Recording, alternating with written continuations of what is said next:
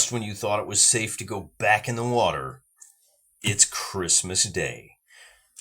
Historically, the governor of La Réunion did not react to the raids on his island with aplomb or the characteristic French elan. When the British raided they actually raided Saint Paul. Now, we raided Saint Pierre. Saint Denis, this is the capital. This is where the governor is. Short distance over here to St. Paul. This is where the Orient, the Ceylon, and the Venus are currently holed up. The British raided this. They cut out Venus. In our campaign, in our Mauritius campaign, the Brits sailed down here and they cruised on into Saint Pierre, actually just offshore. I'm not going to go over the whole recap. Basically, they had a very successful raid. Now, if the governor of Saint Denis couldn't make this little hike over here, there's no reason to expect he'd be able to march through. This is like a giant volcano with it split by a couple of valleys. So you got to go through some rugged, narrow terrain. The British could hold those easily. The French are going to sue for peace. Once again, that governor is going to say, hey, look, you guys go ahead and camp out. If you leave in 5 days, we won't send anybody after you. You know, they have enough troops, right? It was only 600 men. The British lost probably about 20 to 30 of them in the fighting. In our case, they did better historically. We could muster probably several thousand men and chase them out of Saint Pierre.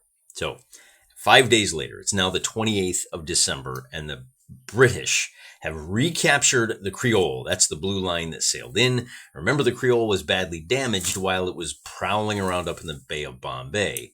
And to make matters worse, look at this. The wind direction it's out of the east-southeast, right? So that means in this direction. It's basically blowing due east. And they have to beat their way upwind back to Rodrigues, which is going to be a real challenge. So, successful raid, kind of following the pattern here. But look at this. The Sirius is one ship blockading the Orient, the Ceylon, and the Venus.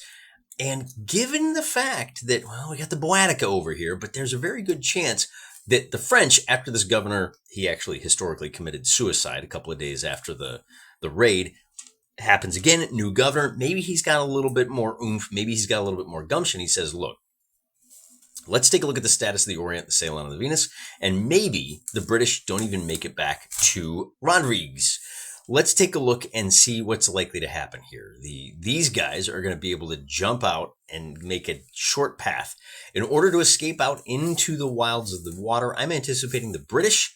Remember, we have a number of troop transport ships. This Creole is damaged. They're going to be moving at the rate of a convoy, and they're probably going to set right out and then somewhere over here curl around and try to come back up, through the south, kind of slip through this wide open ocean, get up to about here, and then they can kind of cut back due north and make that last rush for Rodrigues. Let's find out, in other words, how long that sailing is going to take.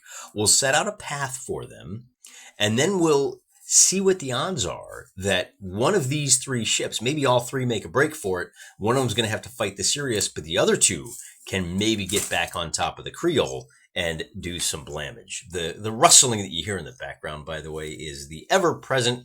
Every time I record, I cannot do it without having my good buddy Biscotti along for the ride. There she is in all of her I'm huge glory. Using a fresh map and, of course, the red ships. Now the Creole is sailing underneath the British flag, so we're doing that in red. Using our ever-present and somewhat stained copy of Heart of Oak, we know that the transport ships are going to be able to move at 17 millimeters a day if they are sailing downwind. This is just barely downwind. We're going to give them credit for that. Then they begin the long, slow slog. Now, this is not an accurate representation of their path. They may actually wind up tacking back and forth a little bit. Ultimately, what this path means is it's going to take a long time to get back uphill. The 10th, January 17th, I should say. And then finally they get to so on New Year's Day, by the way, that's when they're going to sail out on the 29th. Bang. And then on the 30th, and then at the end of the 31st, that's where they make their, the 29th. I guess this is the end of the day of the 30th, end of the day of the 31st. Then they begin the long, slow climb uphill. So they'll celebrate the New Year's, a toast to the king, and then they go up to the 17th, and then finally they're going to be able to swing back up with the wind kind of at their back. This is, I checked the angles. It's a little off. They may need to come a little further this way. So 18, 19, 20, and then the 21st, they'll finally make it back into Port Maturin. Now, the good news is the Orient, the Ceylon, and the Venus are going to have the same problem. They're going to have to take a couple of days to swing wide up here and then come running down here. And if a couple of them can get out, then they have a good chance of being able to encounter our boys down here. And I think what we do is we're going to give ourselves a couple of targets, because I don't know how long this is going to take. So we're going to give them like 1, 2, 3 targets, right? This is where you're going to try to intercept them. And then it's going to be kind of a crapshoot whether you get close enough. Remember, you got to be right on top of them. The visibility here is 5 millimeters. You can see, so 5 millimeters, that's really, this is 25 kilometers. You can actually only see 6. You can see I want to say we looked at this before, and the visibility, the sight lines are only like 1/4 of a centimeter. So you really got to run almost right on top of them to be able to see the next ship. So that's why I've got these 3 marks down here. Maybe depending on how things go, we could put a 4th and a 5th, but I think the 3 is good. So if any of these ships break the blockade, and that's what we're going to look at next. Accurate note taking is very important. I always get confused by the name Orient. Of course, as a naval wargamer, I hear Lorient and I think Battle of the Nile. Man, was it one of the greatest fireworks shows on water. God rest all the men aboard. This is a different ship. It is an armed trading ship commissioned by the East India Trading Company. So I wrote EIC. I think it should be EITC, but whatever. She's got some fangs. She'll kick you in the gut if you're not careful, but she's not really a warship. So she is nothing more than a decoy at best.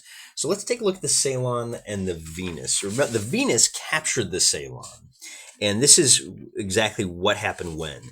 The Venus arrived in Port Louis in 1809 with the Ceylon in tow, presumably. So they've had a good, it's mid-October, mid-November. They've had 2 months to rest, refit, recommission. This is a bigger port with more supplies. So I think these two, the Ceylon and the Venus, and by the way, the Ceylon was a British vessel captured by the French up in Bombay. So after a couple of months of refitting, we've got 2 roughly 40-gun ships in the harbor here that are ready to make a mad dash. With the wind at their back, they can go 1 up and 1 down and force the Sirius to choose which one it's going to pursue. And if we take a look at the harbor here, it's actually right in this little elbow. And it looks a little something like this. What this tells us is that I keep getting the name wrong. It's St. Paul. I probably shouldn't have put the capital on here. I probably should have put Port St. Louis, and just maybe one of these days I'll get around to changing that. Anyway, the point is, the harbor here is not one of those protected by castle walls. It's protected by big guns on the bluffs overlooking the harbor, and they're going to be able to just scatter 1 up and 1 downwind, and they're going to dare the Sirius to come after them. But the Sirius is going to have some problems of its own. And I think maybe this is the genesis of our next scenario. Which one of these 2 ships is going to be the one that makes it out of harbor without the Sirius coming at them? So what we're going to do is take a look at the rules. Just reach over here and we'll zoom out now. Blood, bilge, and iron balls. I can grab the ship's records for the little parentheses that you see here in some of these, the named ships, tell you how many guns there are. Or you can just kind of look up here. There's a 24-gun frigate. So I've got a 38 and a 40. And if we take a look, all 3 of our ships are going to look a little something like this. This is a 38-gun frigate. And the Sirius is going to be on harbor. They're going to be on station, as they have been blockading the harbor for the last few months. Ooh, that was exciting. And so they're going to be tired. Their morale is going to be a little bit low. But once they have the prospect of action on or about let's send them out on the same day, on the 29th. They're going to snap to it. These guys are no slouches. So we're going to have 1 boat for the British and 2 for the French. And the goal of the British is to grab one of those ships. If we can trade for the British, if we can grab one of those, a 40-gun frigate, even if we wind up losing the Creole again, remember the Creole is a little sloop, that's a win in our book. But whichever one of these ships does make it out, we're going to see if it of the harbor and escape from the guns of the Sirius, then that's the ship that we'll put back on the map, and we'll start tracking to see if it can get down to one of these 3 points. In fact, when it comes out, whether it comes out this way or this way, we'll roll a D3. There's one other thing we can do to really make things interesting, and that's roll and check to see what the wind direction is. Let's see if that changes during the course of our blockade running fight. And if it does, that'll be the new wind direction for the rest of this journey. It might change the route that we take. And that's going to be a constant thing for us, is the wind is going to play such a huge role, kind of out of the south. But even if it just kicks up like this a little bit more, that means that this whole leg of the journey is going to take only 3 days. There's still going to be, I think this is still going to be 1 centimeter a day, or 50 kilometers a day. But, if the wind changes direction like this, that means this, instead of happening in 1, 2, 3, 4 days, it's probably going to take another full week, another 3 or 4 days. That may give our frigate time to catch up. Remember, the frigate, if they just catch sight of our little convoy, it's going to be able to sail in. So we have a couple of battles, it looks like, potential fights. And what we'll do next week is throw the blue mat down, and we'll figure out where the port of St. Louis. Hey, I got it right. Pat myself on the back for that. And we'll just start them off right there against the shore, and we'll have them break loose and see what happens. This campaign is not over by a long shot. We got a lot more gaming to do, and we can just kind of keep throwing stuff at this all we like. In fact, if we wind up let's just say the Venus winds up breaking out and it comes down here, and now it's got to face the Creole, which is badly damaged, and the Nereid, maybe those 2 ships can slow it down enough for the sailor, the troop transports to get away. Maybe one of those troop transports gets sunk, and that's really going to slow down the British aims. There's all kinds of stuff that could happen, man. We're just at about halftime right now. A lot of game left to be played. I'm just hoping both sides are having fun, because I tell you, I'm having fun. Till next time, guys. Blockade running. I'm praying for you.